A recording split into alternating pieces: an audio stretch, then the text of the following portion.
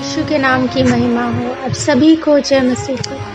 दैनिक एक मिशनरी जीवन में एक बार फिर मैं आपका स्वागत करती हूँ एक नई मिशनरी के साथ। आज की मिशनरी में हम बात करेंगे फ्रांसिस लेजौ के जीवन के बारे में। जन्म 1665, मृत्यु 10/9/1717, मूल स्थान एंजियर्स, France,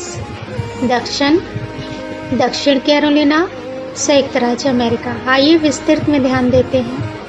Francis Le Jau society for the propagation of the gospel in foreign parts की ओर से दक्षिण कैरोलिना में सेवा करने वाली शुरुआती मिशनरी के रूप में से एक थी।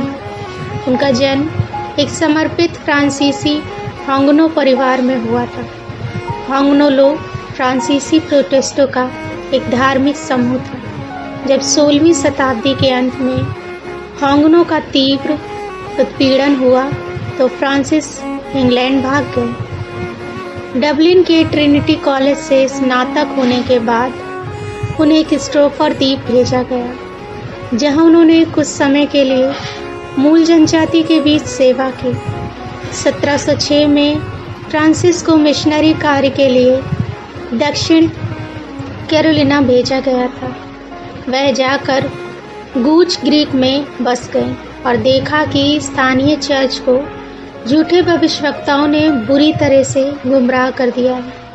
इसके अलावा उपनिवेशकवादी जो खुद को ईसाई कहते थे, वे किसी भी तरह से मसीह के प्रेम का उदाहरण नहीं थे, बल्कि क्रूर दास व्यापार में लगे हुए थे। इसलिए फ्रांसिस ने उत्पीड़न मूल अमेरिका के बीच प्रचार करना अपनी पहली प्राथमिकता बनाया और सभी को उनकी सामाजिक स्थिति के निरपेक्ष सुसमाचार का प्रचार किया।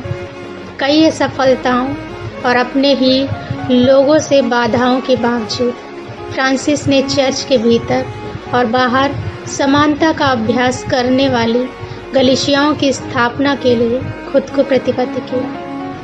फ्रांसिस का मानना था कि किसी को केवल मसीह तभी कहा जा सकता है जब उसका विश्वास उसके कार्यों में व्यक्त किया गया हो। उन पादरियों की आत्मसंतुष्टता के बावजूद उन्होंने अपने चर्च को सामाजिक जिम्मेदारी लेने और गरीबों और बीमारों को राहत प्रदान करने के लिए कहा। अनेक युद्धों के बीच वह अपने मिशनरी बुलाहट पर अडिग रही और नीग्रो गुलामों के आध्यात्मिक और भौतिक कल्याण के लिए अपने परिश्रम को जारी रखा। अपने मिशनरी कार्य की शुरुआत से ही वे कई बार मलेरिया से पीड़ित हुए, जिससे उनका शरीर धीरे धीरे कमजोर होता गया। कई उपलब्धियों और उत्साही प्रभु के दास फ्रांसिस 1717 में तीव्र मलेरिया के साथ प्रभु के साथ रहने चले गए। प्रिय, कठिनाइयों और प्रतिकूल परिस्थितियों के बावजूद क्या आप प्रभु की सेवा करने के इच्छुक हैं? प्रभु परिस्थितियों से परे देखकर दूसरों के साथ आपके प्रेम को साझा करने में मेरी सहायता करें। आमीन। पिता परमेश्वर आप सभी को आशीषित करें।